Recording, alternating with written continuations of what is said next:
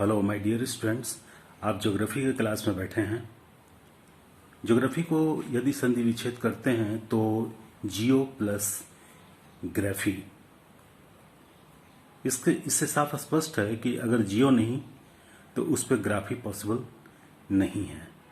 Geography का first chapter geomorphology आता है इसी वजह से, और जियोमॉर्फोलॉजी का पहला चैप्टर आता है ऑरिजिन ऑफ द अर्थ, पृथ्वी की उत्पत्ति। इसी वजह से देखिए, थोड़ा सा पृथ्वी की उत्पत्ति के बारे में आपको समझाऊं कि पृथ्वी की उत्पत्ति बहुत ही रहस्यमय विषय है। पृथ्वी कब, कैसे और कहां से पैदा हुई, इन प्रश्नों के त्रुटि रहित उत्तर आज तक कोई नहीं दे पाया। प्राचीन काल में धार्मिक परिकल्पनाओं द्वारा पृथ्वी की उत्पत्ति के संबंध में दिए गए ज्ञान को आधुनिक विज्ञान नहीं मानता। आधुनिक विज्ञान भी इतनी उन्नति नहीं कर पाया कि पृथ्वी की उत्पत्ति के संबंध में कोई संतोषजनक परिकल्पना प्रस्तुत कर सके। कुछ विद्वानों ने पृथ्वी की उत्पत्ति को समझने का प्रयत्न किया और अपनी अपनी परिकल्पनाएं प्रस्तुत की, अपनी हाइपोथेसिस प्रस्तुत की। यह बात तो निश्चित है कि पृथ्वी सौर मंडल का एक सदस्य है और इसकी उत्पत्ति अन्य ग्रहों से भिन्न नहीं हो सकती। अतः विद्वानों ने पृथ्वी की उत्पत्ति के साथ साथ सौर मंडल की उत्पत्ति को भी स्पष्ट करने का प्रयत्न किया।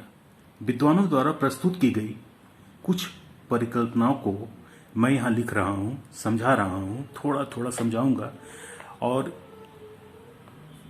इसको समझे भी आप और लर्न भी कर लें।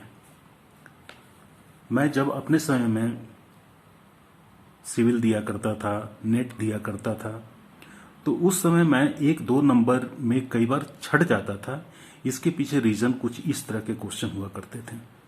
अगर हाइपोथेसिस ऑफ बफन के बारे में यदि मैं कुछ जानता हूं तो मुझे ये नहीं पता कि ये हाइपोथेसिस कब पोस्टुलेट हुआ। अगर मैं ये जान रहा हूं तो किसने पोस्टुलेट किया, मुझे ये नहीं पता। अगर मुझे ये दोनों पता तो मुझे ये नहीं पता कि वो किस कंट्री को बिलोंग करते थे। तो मैंने इन तीनों चीज़ों को फोकस करते हुए दिया है ताकि जिस वजह से मैं उस समय किसी एक कंपटीशन में नहीं आ सका, उसको हासिल करने में मुझे समय लग गया, वो आप फटाफट कर डालें। तो चलिए स्टार्ट करते हैं। कुछ जो प्रमुख परिकल्पनाएं हैं जो आप स्क्रीन पर देख रहे हैं, इंपॉर्टेंट हाइपोथेसिस, वो आप ध्यान में रखें, समझें और इसको याद करते भी चलें। पहला हाइपोथेसिस ऑफ बफन पोस्टुलेट हुआ 1745 में। ऑब्वियस है, बफन ने इसको दिया। ये एक फ्रेंच विद्वान थे। सेकंड, हाइपोथेसिस ऑफ कांट, जिन्होंने 1755 में अपने हाइपोथेसिस को दिया था। ये एक जर्मन भूगोलवेता थे। इन्होंने कहा था, give me matter and I will show you how to make a world of it. अर्थात मुझे पदार्थ दो, मैं विश्व का निर्माण करके दिखा दूंगा। इसको पढ़ते हुए आपको एक चीज याद आती होगी, हमारे स्वतंत्रता सेनानी सुभाष चंद्र बोस, एससी बोस साहब ने कहा था, तुम मुझे खून दो, मैं तुम्हें आज़ादी दूंगा। Give me blood, I will give you the free India. मैं भी इनके इस हाइपोथेसिस से बहुत ही ज़्यादा प्रभावित हूँ। निश्चित रूप से एससी बॉस भी बहुत प्रभावित रहे होंगे। थर्ड है नेबालस हाइपोथेसिस ऑफ लैपलेस। 1796 में इनका लॉन्च किया था हाइपोथेसिस। लैपलेस जो थे ये फ्रेंच भूगोलवेता थे। बुक का नाम है exposition of the world system, जिसमें इन्होंने ये लॉ पेश किया था। Now move on to the next, meteoritic hypothesis of Lockyer. 1891 और ये ब्रिटिश थे। This hypothesis says that there are infinite number of shooting stars in the sky called meteorites. Next है planetesimal hypothesis of Chamberlin and Moulton. 1904 में इनकी hypothesis आई थी। ये USA के भूगोलवेत्ता थे।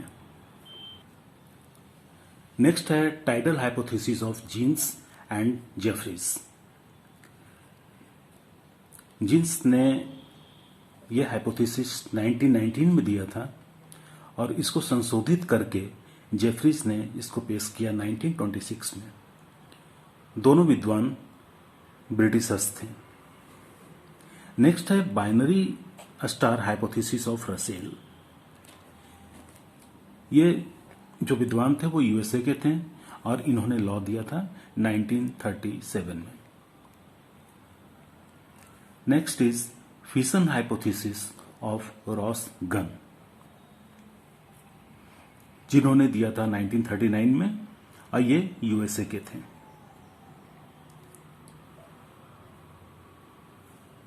नेक्स्ट है सेफिट हाइपोथेसिस ऑफ एसी बनर्जी। आपने अभी तक जितना भी लॉ पढ़ा उसमें अकेले इंडियन ये मिलेंगे। 1942 में इनका लॉ पास हुआ था, ये इंडिया के थे। नेक्स्ट है nova hypothesis of F Hale and R A Lyttleton. F Hale and R A Lyttleton दोनों ब्रिटिशर्स थे और इनके जो लॉ आए थे मार्केट में 1946 में आए थे। नेक्स्ट है इलेक्ट्रोमैग्नेटिक हाइपोथेसिस। इलेक्ट्रोमैग्नेटिक हाइपोथेसिस को तो हम लोग कई जगह फिजिक्स वगैरह में भी हम लोगों ने पढ़ाई की है।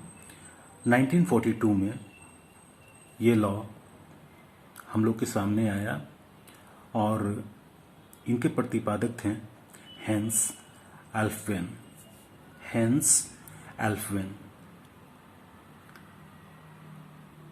नेक्स्ट है इंटरस्टेलर डस्ट हाइपोथेसिस, जिसको दिया ऑटो स्मिथ ने 1943 में।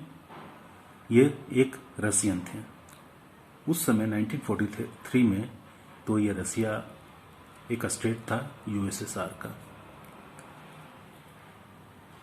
नेक्स्ट है nebular cloud hypothesis. Nebular cloud hypothesis जो कि 1943 में आया, ये जर्मन विद्वान के द्वारा आया जिनका नाम वॉन विटसैक था। वॉन विसेकर, जिसको हिंदी में हम लोग बोलते हैं। नेक्स्ट है प्रोटोप्लैनेट हाइपोथेसिस, जो कि 1951 में प्रकाश में आया। गेराल्ड कुइपर इनके प्रतिपादक थे। यूएसए के ये विद्वान थे। एंड लास्ट वन, जिसको हम आज भी कैरी ऑन में हैं, लगाए हुए हैं और इनको ज़्यादा पढ़ते हैं, ये अत्याधुनिक थ्योरी है जिसको कहते हैं बिग बैंग थ्योरी, जो कि 1929 में प्रकाश में आया। कुछ लोग बोलते हैं 1920 में, लेकिन 1929 ज़्यादा सही है। इसके प्रतिपादक थे एडविन हब्बल, जो कि अमेरिकन विद्वान हैं, यूएसए के विद्वान हैं। तो मेरे स्टूडेंट, आप इस बात का ध्यान रखें कि हमेशा हमने 3 डायमेंशनल देने की कोशिश की है। 3 डायमेंशन में अगर तीनों डायमेंशन को आप समझ लेते हैं, याद कर लेते हैं, तो आपके क्वेश्चन छूटेंगे नहीं। बल्कि इसमें एक चौथा डायमेंशन भी हिडन है। वो ये कि अगर आप ये लर्न कर लेते हैं कि 1929 में कौन आया, 1951 में कौन आया, तो बड़े आराम से आप इस चीज़ को आरोही और अवरोधी क्रम में सजा करके भी आप आंसर दे सकते हैं। खास करके नेट में ऐसे क्वेश्चन आते हैं इंक्रीजिंग और डिक्रीजिंग ऑर्डर में, कि आरोही अवरोही क्रम में, कि सबसे पहले कौन सा लॉ आया, उसके बाद कौन लॉ आया, उसके बाद कौन लॉ आया। तो आप बड़े आराम से उनको आप या तो ए बी को आप मिला सकते हैं या फिर आप उनको आरोही अवरोही क्रम में सजा करके जैसा क्वेश्चन आएगा आप उसका आंसर कर सकते हैं।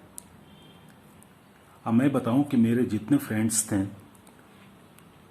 जब मैं 95 से 99 के बीच में इन्हीं नौकरी चाकरी के लिए प्रिपरेशन कर रहा था, तो उस समय मैं देखता था कि मेरे साथ साथ बाकी सारे स्टूडेंट भी ऐसे ही क्वेश्चन में फंसते थे और काफ़ी तेज तरार स्टूडेंट, जीनियस स्टूडेंट भी एक मामूली सा कंपटीशन जो उनके लिए हुआ करता था उसको compete नहीं कर पाते थे। तो मेरे दोस्त, मेरे स्टूडेंट्स, आपको जो मैंने अभी गाइड किया उसका बहुत बहुत ध्यान रखेंगे और अपकमिंग एग्जामिनेशन के लिए आपको बेस्ट ऑफ लक।